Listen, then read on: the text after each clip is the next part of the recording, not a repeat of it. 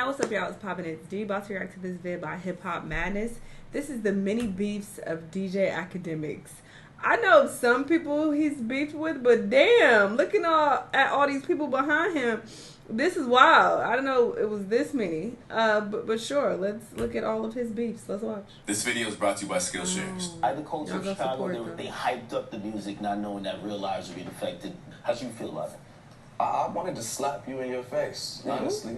And I'm gonna tell you the truth. I really think you're a. Let me tell you about yourself. You a satire, right? And my opinion is, you're a guy that if this was all in high school, you're not with the guys like me. This is why I say. I mean, I agree with that, but in Act's defense, I actually watch him from time to time. I think he's entertaining, and I think he does a good job, you know, reporting on all this rap shit or whatever the case. So I feel like a lot of these rappers are very sensitive, and anytime he gives his opinion, they want to get all touchy and get in their feelings. This is this man's goddamn job. Okay? Stop being so fucking insecure. Okay? If you're confident in your craft, that's all you need to worry about. Why are you so, like, bent out of shape about this man's opinion? This is his fucking opinion. This is his job. Like, they be doing too goddamn much. From what I've seen. I don't know the details of these people's particular case, though. I didn't know he even beefed with Wale. But I'm just saying, in general, based on the people that I have witnessed him beef with, I feel like that's been the case. Like, people are just sensitive because he has an opinion. Like, what the fuck? This is why I say this man. Who the fuck is this? Hip-hop. This man is responsible for continuing to hype real beef when people are getting murdered. And this is the type of people that y'all allow in this culture. I don't agree with that. Y'all allow that. to have a say in this culture, to have a foot in this culture. For many years, hip-hop journalism was simple. When it came to making a living in the media, all you had to be was objective and unbiased. But somewhere in the internet age, this value system went out the window. This meant that journalists who spoke on the culture often appeared in headlines. And more often than not, it came in the form of beef. Through making hip-hop news into digestible videos, DJ Akademiks tapped into a generation that wanted the story in the most efficient way possible. Along the way, Ak realized that the sensationalized tales of rappers' personal lives and feuds were a recipe for success. By this point, it can be assumed that if Ak isn't in a beef, there's one simmering in the background. And considering that he's best known for his unmediated takes, lengthy Hennessy-soaked rants, and his controversial affiliation with 6ix9ine, it's likely that this is by design. For Ak, any sort of beef with a rapper only serves to draw more eyes to his content. Due to him being his own boss, there's basically no downside to views and follows in whatever form they come. However, it's fair to say that Akademiks doesn't necessarily escape each encounter without a dent in his credibility and reputation.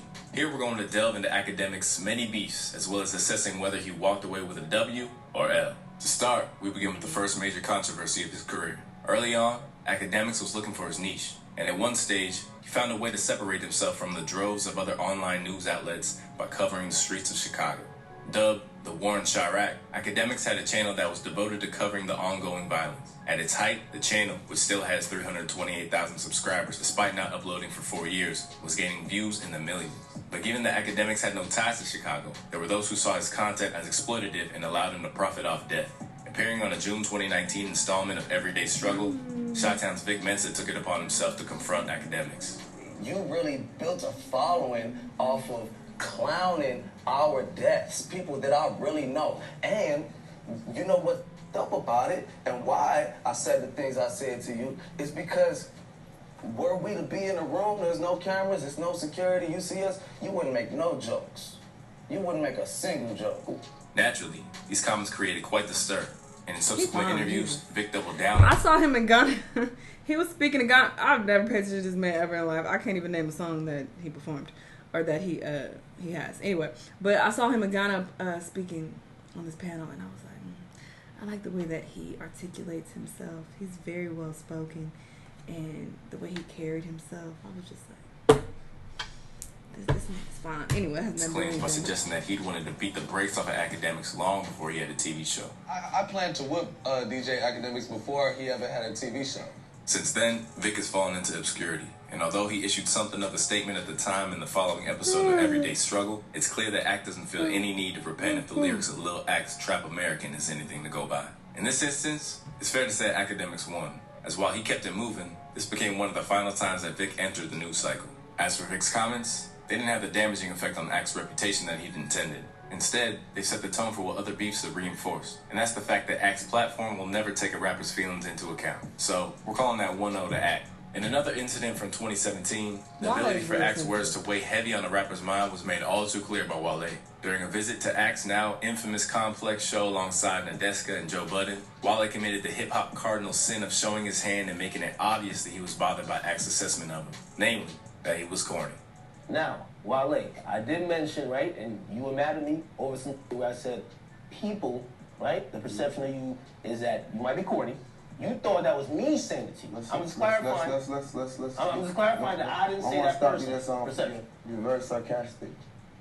At times. Luckily for you, and I like the demographic in which that follows you, they don't peep the little slip.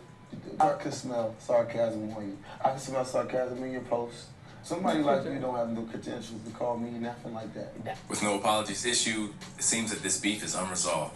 But if you consider how Wale suggested that he wasn't mad before clearly getting mad about Act's disrespect, it's safe to say that it wasn't the YouTuber that was left with a blemish on his reputation. With that, it's another point for Livingston, 2-0. So I want to take a quick break to think. Now, share who makes it just a lot. These years, he's had run-ins with everyone from NLE Choppa to Shy Glizzy, and each time, his philosophy has remained the same. It all helps further his brand. After he received a very heated DM from Nicki Minaj, Act calmly explained that feuding with an artist of that caliber would only do him good. Now, this is signs of a downward spiral. Remember, she got at some journalist who criticized her, and eventually that journalist got fired. She got the right one. Like me, I like to keep it all the way public. This is how I came up, baby. Like, this is great. So she really just gave me content. Across various beefs, Act has maintained... That's what it is, content, okay? You know, a couple people, when I put up the video about Cardi or whatever, they were just like, oh, you saying you don't care, but you look how you reacted to it. You made a whole video about this. If you didn't care, you wouldn't even address it. It's content, okay? People was asking me to address it. At first, I was going to ignore it. I was like, what the fuck? Like, I don't care about this. I don't give a fuck about Cardi. Anyway, moving on. But then I was like... This is my job. What the fuck am I doing? Content. All right, I'm gonna make a video about it, and I got a nice little check from that. So I feel him. It's content.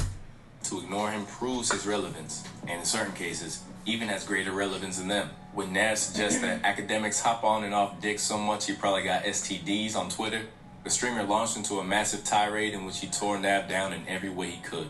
Who the talks about Nav? Nobody. Who? You got watched on your main single. You got watched by Meek. You like every other rapper. You just trying to get the conversation about yourself. We're not talking about you right now, Nav. Get a record. Don't ride Uzi coattail to another country. I heard he does well internationally, though. But by the end of it, it was the Canadian who was apologizing. He's not. Yeah, honest to God, the source is it's me. I started it. I'm man enough to say that. Knew it instantly, like as soon as like went out, like yo, you know I'm tripping. Yo. Yeah, I think we said that's 3-0 to Act so far. Through Nav's backtracking, we find the issue that rappers have in terms of engaging with Akademiks. While they claim that they don't need him or that he's beneath them, it won't stop them from engaging because they know it'll make waves.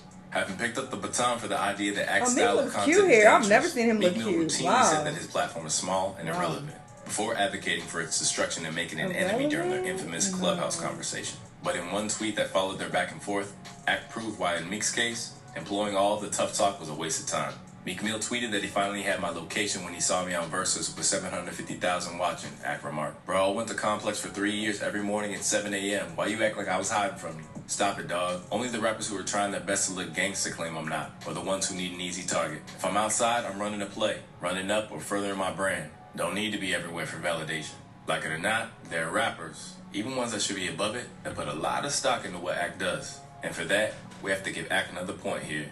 Seeing as Meek's attempts to blacklist him have been ineffective. 4-0. Quick to claim that I fall out with these rappers all the time, and whenever an album rolls around, usually a change of heart happens. Act has proven that in a lot of cases, a beef with a rapper can't harm him as long as it keeps his name out there. Meaning that as artists such as My Song proclaims he's a cancer, What he said, I've been in the Sway House and he mad at me right now. He'll get over it eventually. I don't care. harm him as long as it keeps his name out there. Meaning that as artists such as My Song proclaims he's a cancer, it's only working in his favor. Other times, both Akademiks and the man that he's feuding with can find common ground and mutually agree to down tools. In the case with his feud with Casanova, his affiliation with 6ix9ine meant that the now incarcerated MC had some ill intentions for the YouTuber. And in fact, he almost caught him slipping on several occasions. But after encountering him, the two managed to bury the hatchet. He faked me out. You know, like the big bully, and you're like, why would you do that to me? This, that, and the third. Yeah. You're like, oh, okay, so let's go play. He just tricked me. I don't know. He got good wordplay. If it didn't happen there, it would have never, like, we would have, yeah. Because I used to wait outside here. It was like 5 times in 1 month I waited outside here. Since then, two have benefited from one another, and in time, Ak even became the co-star of one of Cass's music videos. I hated trolls for so long. Guess that's why I made this song. Casanova wrote, "Knock Knock," video out now featuring the biggest troll, Akademiks. Considering that they both made concessions and even poke fun at themselves, no points need to be awarded here. However, this isn't applicable to all of them, and throughout his career, there have been times when he's been outclassed by rappers who are a few notches above him in terms of respect from the culture. For starters, there's Nipsey Hussle, who, for many people, delivered the definitive statement on Ak. He behind the camera, and you guys let clowns be clowns, man. I was on Everyday Struggle, and I walked out. We used to up for trying to film fights. We ain't covering no drama. That's called instigating. That's his job. Even if Nip hadn't tragically passed away, the respect that he had basically ensured that there was no response from Ak. And although they exchanged words, he was notably more respectful in his response than he normally is. Here, we say a loss for Ak, 4-1. While in the case of his famed beef with Freddie Gibbs over issues about snitch culture, he simply didn't have the verbal or comedic ability to match Gangsta Gibbs. Clowned by Gibbs across social media and even a merch line, this was the most definitive loss that Akademiks was ever handed by a master troller. In fairness, Ak's audience and Freddie Gibbs are entirely different. But once you've been labeled a Teletubby, it's hard to come back from. Since then, Ak went on to make a rare concession to a defeat and admitted that his wit was no match for the razor-sharp Twitter fingers of Gibbs. I had just moved into my crib, 8,000 square feet. So I'm like, yo, bro, I guarantee my crib bigger than your whole situation. So I'm like, yo, post your tax returns. I show the whole world how broke you rappers are and what's really going on. And he was just like, yo, listen, man, you look like this little Teletubby in this meme I'm gonna post. And then everybody's like, that's way funny. And I'm like... Although Ak acknowledged that he didn't come out on top in this one, Freddie has no inclination to loosen up the pressure on Ak after months of peace. Freddie opted to reignite the beef when he responded to Ak posting a fight between K-Flock and Ron Suno at Rolling Loud by proclaiming, "I hope you posted when I run into you." Amid Freddie's claims that he could have smoked Akademiks by now, the media figure went on the offensive once more by asking him to shut up that you ain't gonna do. With the beef revived, Freddie dedicated days to tearing Ak apart on Twitter in the way that only he can. Left scrambling to overcompensate when Freddie continues to win the internet's approval with an offhand comment, this beef may still be bubbling over. But unless something really tips the scales, it looks like Freddie has this one in the bag. 4-2. In spite of how many he's racked up, it's safe to say that his tendency to engage in online warfare isn't exclusive to artists. And over the years, he's feuded with his fellow media figures too. To start with, Ak infamously engaged in a war of words with Dom Is Live, essentially demonstrating that Dom was envious of his reach in the process. I built my own base. Stop lying. You've been grinding my fans the whole time. Dom, can I ask you a question? Do you think I sit back and be like, oh my God, I'm like worried about Dom? Just be honest. Some people feel you are. I don't want to be you, bro. I would believe you if you weren't obsessed, man. Here we saw Ak score an early slam dunk on his opponent and set the tone for years to come. 5-2. Ever since, his success in comparison to others in media has been Ak's most powerful weapon when it comes to belittling the competition, even when sometimes he's punching above his weight. As a result, we've reached a situation where there isn't a major outlet where at least one member of the staff doesn't feel some type of way about Ak. Case in point, take a look at his years of back and forth with former The Joe Budden podcast host, Rory and Mal. Although Ak and Joe have had the run-ins, Akademiks is one of the biggest I've ever seen in my entire life. The two ultimately have a love for each other. But when it comes to his then co-host, there's never been any love lost whatsoever. Although there have been subliminals and little jobs thrown back and forth, the battle lines are really drawn when Rory and Mal took issue with what they saw as Ak's hypocrisy when it came to covering XXXTentacion's life and death. I'll be honest with you, I was a little disgusted at some of the media outlets and people that were saying rest in peace, and to the people that think I'm talking about Akademiks, I am, but not just him. Don't do your coverage to instigate and then say rest in peace when it finishes. It's offensive. It's gross. It's an awful process. People die over it because of people in their basements setting a standard for popularity. Right. These certain dudes that they are giving these platforms to, they're bozos. Like, Akademiks is a bozo. He should not have a platform like he has, because when real life happens, he shows just how much of a bozo he is. Although it didn't happen How immediately. is he responsible for X passing or exploiting that situation when he's just reporting on it? I'm so confused. I don't understand their sentiment on this whole situation. If he doesn't report on it, somebody else is. Like, and it's I don't even want to say like, oh, he's the only one. Everybody reports on this shit. So it's like they seem to just target him. You have so many like blogs and shit on Instagram and stuff who talk about these things. So it's just like, why are they coming after him just because he's reporting on it when this is his fucking job? If you're going to come after him, come after everybody else. I mean, he did say that, though. He said not just Akademiks. But it's like, what do you want people to do? This is what they get paid to do, is to report on the shit that's already out there. It's already out there. I don't get it. Axe slowly but surely let Rory and Mal's comments fester in his head until eventually he felt the need to destroy them. And just as he did with Diamonds Live, he did his best to undermine them by claiming that they were simply employees and expose their salaries. When that was shrugged off, Axe sought to air Rory's dirty laundry and detail the demise of his engagement. So when I had to put my foot on that boy, okay, had his girl slapping him in the crib, okay, you feel me? I did that with a reason. He been getting beat up by his girl. I think she ran off with her wedding ring. It's over. Flawless victory. Hats off. Chatting when that bum will never mention my name again. Although Rory and Mal have since moved on to greener pastures and taken ownership of their own podcast, it's hard to argue that they put a similar dent in Akademiks or commencement in terms of revelations. So, for that, it's a rare instance in which he got to completely savor his victory lap. 6-2. That dude's getting $40,000 a year, man. Shut up. Nobody want to hear you talk about like you're really breaking down the break. Shut up. Yeah. Joe could talk about it. Yeah. Now it even make more sense because he was swindling them. In other occasions where he's taken on a duo, the outcome has been less rosy for Act. Namely when he went out of his way to feud with Desus and Mero over being mentioned on the show. Initially, he took issue with their critique of Everyday Struggle's fate after Joe Budden's departure. Straight away, he made it clear that, just like many of their peers, he wasn't the one to play with. Damn, them stay taking shots at me, man. I be seeing a lot of these media take shots at me. I don't really look. Period.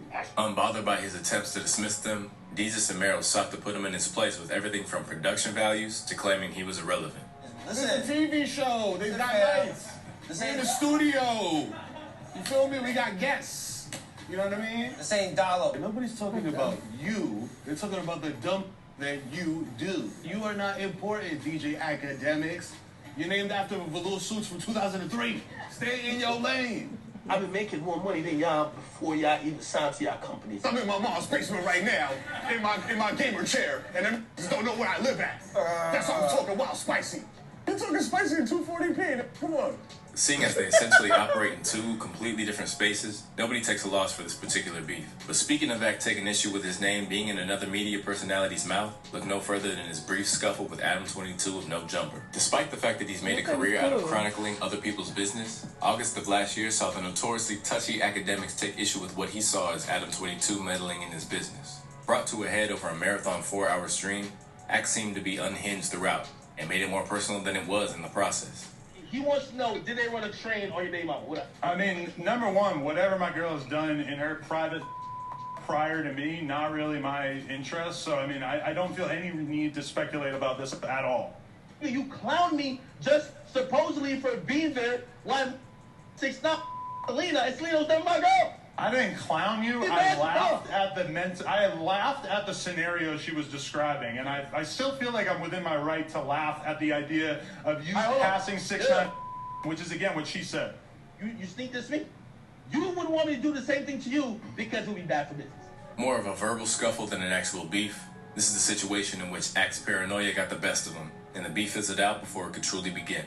But since then, Act, somewhat uncharacteristically, has conceded that him losing his cool and exposing his own insecurities has meant that Adam would always emerge victorious. Yo, I'm so frustrated, especially with Adam. Adam's one of like the interesting, I want to call it beef, but like situations I've had, because I'm getting at him and he's killing me with kindness. With that admission, that's a point for Adam. 6-3. On the other hand, there's still parts of the media that find Act's presence to be deeply troubling. Kicking into overdrive in 2020, Hot 97's Ebro and Rosenberg have constantly disputed Act's credibility and even called his revenue streams into question. While in response, Act has strongly implied that the hate is pure jealousy. The Ebros and the Rosenbergs hate my position in the culture because Ebro used to be the place that you needed to go to get relevance in hip-hop. Radio is irrelevant. I think he resents me for that. He said, I was paid by powerful people to make 6ix9ine happen. Little boy, stop playing with me. I was making $150,000 every month. If you think I need 6ix9ine to get a house, you're not good at math. If you think I need Complex to get a house, you're not good at math. You work at Hot 97, you're not pulling no $500,000 a year. That was 3 months of pay for me. Don't try to ever diminish my work. You don't own nothing you're on. There's nothing wrong with that. But the money looks a little different when you do own it.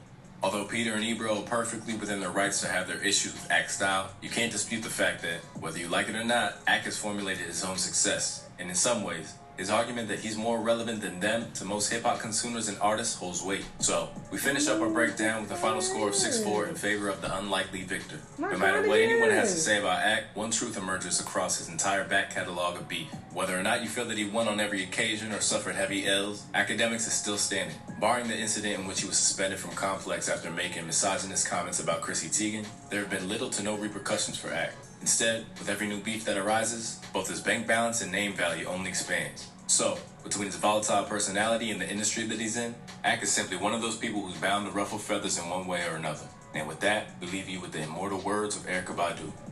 You look very familiar. I look very familiar? Yeah. Yeah, you too. Have we met before? I don't think so. No, I would definitely know if I met you. Like, you were... we would remember. Yeah, I would definitely remember. Wait, have you met some incarnation of him? Maybe. I don't know. I'm going to think about it throughout the name Thomas keeps coming to me. Damn, you look familiar. I do?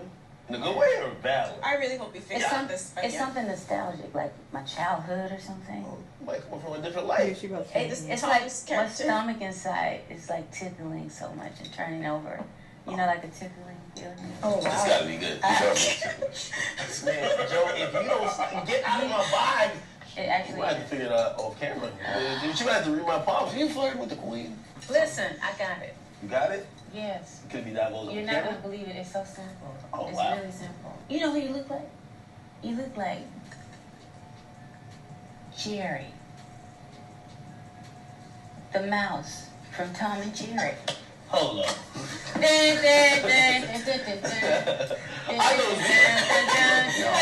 thought that was going. I was not expecting that either. Girl, what the hell? And I don't even feel like she was trying to be shady at all. I think she genuinely felt like, oh, I used to watch you all the time as a kid. Oh, yeah, Jerry. Girl, what? She was high, for sure. But yeah, like I said, I just don't think that they should be giving Act such a hard time because he is just doing his job. He's reporting on shit. Of course, he adds his little funny take and he cracks jokes and says little shit, but it's like, this shit is already out here. Y'all making this shit public, but then get mad when people comment on it. That don't make no fucking sense. I don't get that. So I feel like he's usually well within his rights to discuss the things that he discusses. Like, the shit is already there. So to be like, oh, you making it worse. People are dying out here and you reporting on it. It's just like, they're gonna kill each other regardless. So if I stop reporting on it, you think the crime rate is gonna go down? Like, you're not even making sense. I don't understand that logic at all. But sure, I feel like they just want to shit on him because it's like, oh, you're instigating this. You're an instigator. He's reporting. This is his job. That's what that's called. Anyway, y'all let me know what y'all think, though. Let me know what other videos you want to watch, and I'll see y'all on the next one. Bye!